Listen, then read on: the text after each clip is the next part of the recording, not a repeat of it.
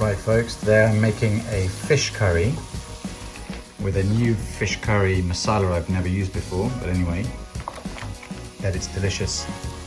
And what you need to know about fish curry is that you never fry the onions till they're too brown, like I did the other day with the kofta. Just fry them lightly till they've kind of melted, but don't let them brown too much, okay? Because otherwise that takes away from the flavor of the fish, which is much more delicate. So I'm gonna add the spices now little by little, stir it in and let it fry for a good 5 to 10 minutes.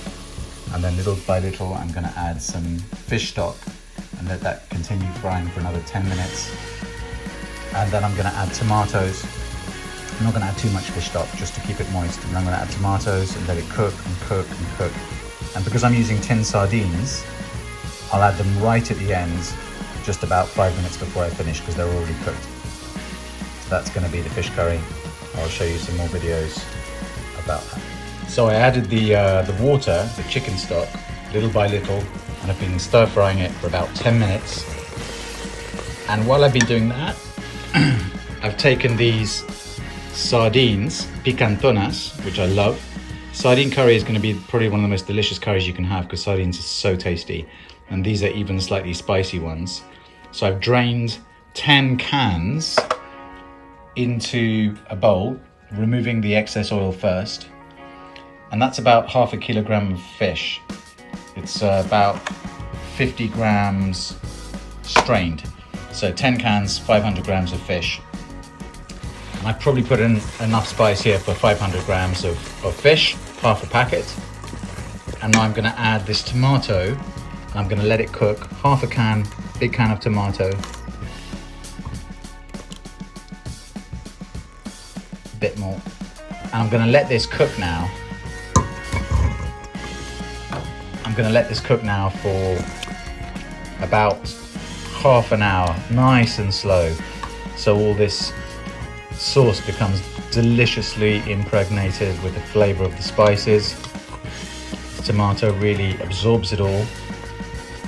I'll add some water if it gets too dry, but it's unlikely if you put it on a nice low heat, maybe a 3. And I'll just let this cook very slowly. And then right at the end, I'll add the sardines, nice and gently. You don't want to stir these because they just break up. You see that one's already broken now. So that's why I've put them all in a bowl first and gently tip it in. We'll look at that in the next video. Well folks, this has been cooking away now for about half an hour, very low heat.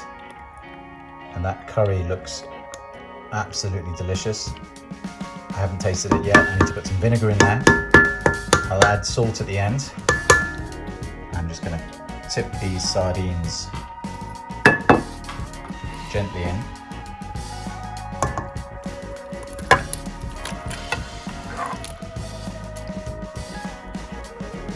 Then what I like to do, just gently move it around in a circular motion.